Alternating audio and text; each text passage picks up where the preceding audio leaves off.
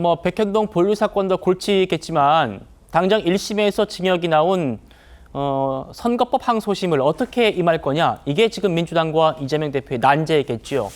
결국에 이 선거법을 뜯어 고치는 쪽으로 움직임이 시작되었습니다. 친명저하장 정성호 의원 얘기 들어보시죠. 저는 일부 의원들이 이제 위헌 의견을 내는 분들이 있습니다. 네. 저도 허위사실 그 공표죄가 너무 그 표현의 자유를 제약한다는 측면이 있다고 보고 있고요. 그다음에 20년 전에 벌금 100만 원으로 네. 사형 선고를 내는 겁니다. 아. 이 기준은 너무 과하지 않냐 이런 네. 문제 제기를 저도 했었습니다. 다만 그 전제되는 건 뭐냐? 네. 저는 분명히 공직선거법은 여야가 합의해야 됩니다. 다만 이 시기가 예. 좀 안 좋아 보입니다. 지금 바로 하는 거는 이재명 대표의 어떤 그 판결에 대한 그건 전혀 관계가 없고요. 오히려 이런 걸 하게 되면 네. 불리하겠죠, 오히려. 자, 지금 비단 선거법뿐 아니라요, 이재명 대표가 연루된 그 혐의 관련 여러 법을 고친다는 겁니다. 화면 보시죠. 이게 지금 선거법과 관련된 거긴 합니다. 먼저 보시죠. 허위사실 공표죄 삭제하고 당선 무효형 기준 벌금을 100만 원에서 1000만 원으로 올리겠다. 이렇게 하고 있고, 그 다음이요. 자, 이거는 이제 불법 대북 송금 사건과 관련된 거죠. 남북교류협력법에 북한의 물품을 반입 반출할 수 있는 권한을 정부 말고 지금은 통일부에 있는 걸로 압니다. 이거를 지방자치단체, 경기도도 할 수 있는 걸로. 그러니까 경기도가 통일부를 안 거치고 했다. 지금 이게 문제인데 경기도가 할 수 있는 걸로 바꾼다는 겁니다. 그리고 검찰의 압박성 법 개정, 수사기관 무고죄, 법 왜곡죄를 신설하고 피의자가 검사를 기피하는 것도 가능하게 하고 구속 수용자를 소환 조사를 금지하는 이런 법들을 민주당이 지금 추진한다는 겁니다. 김영주 의원님 어떻게 보이십니까?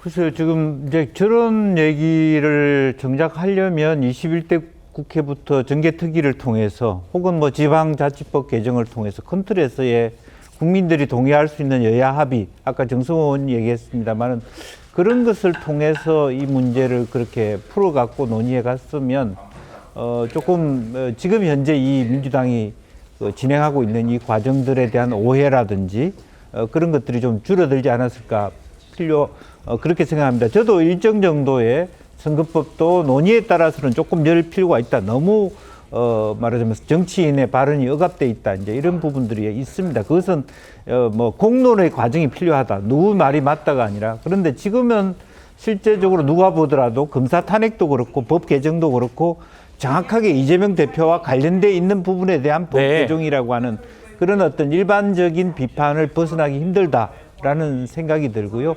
지금 저렇게 법을 개정했다고 해서 이재명 대표가 안전할 수 있냐 하는 건 또 다른 문제라고 보여집니다. 그래서 실제적으로 보면 어쨌든 지금 그 백현동 문제, 김인섭 씨 판결이 끝났기 때문에 선거법이라든지 기본적으로는 상당히 또 위기에 처해 있는 건 사실인데 이제 와서 저와 관련된 부분을 법적으로 얘기한다라고 하는 것은 조금 소잃고 외양간 고치기식 그러는 형태의 비난을 받을 수 있는 소지가 있다 그렇게 봅니다. 네. 자, 강전혜 변호사님. 네.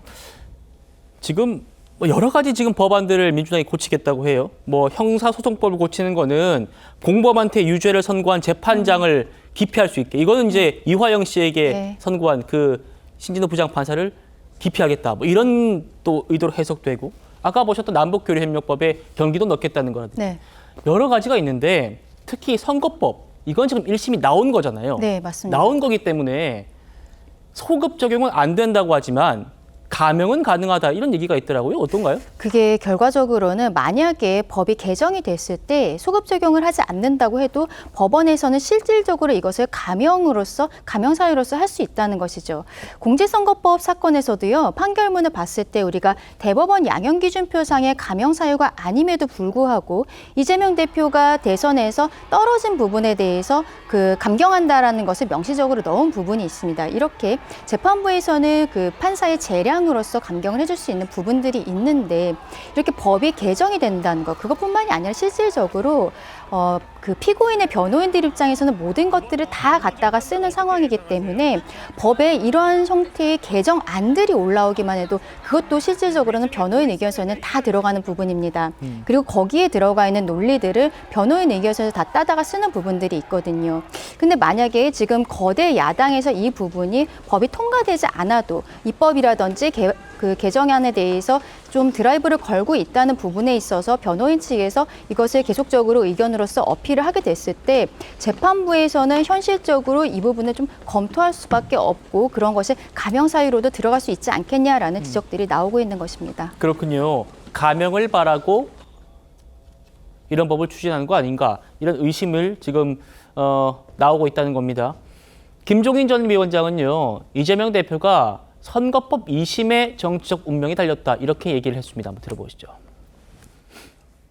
2심 재판이 유죄로 확정이 된다고 그럴 것 같으면 이재명 대표 자신도 당의 장래를 위해서 어떤 그런 것이 현명한 거는 아마 스스로 판단할 수 있을 거라고 생각을 해요. 선거법 재판 같은 거는 대개 2심에 가면은 2심에서 판결되는 대로 저희 최종심에서 결정되는 것이 지금까지 판례를 갖다 보면 그렇게 되어 있기 때문에 보시기에는 내려놓을 것 같으세요? 혹여라도 유죄가 나오면? 이재명 대표의 지금까지 처신으로 봐서 비합리적이라고는 보지 않기 때문에 본인 스스로가 당의 미래를 위해서 잘 결정하리라고는 안 봐요.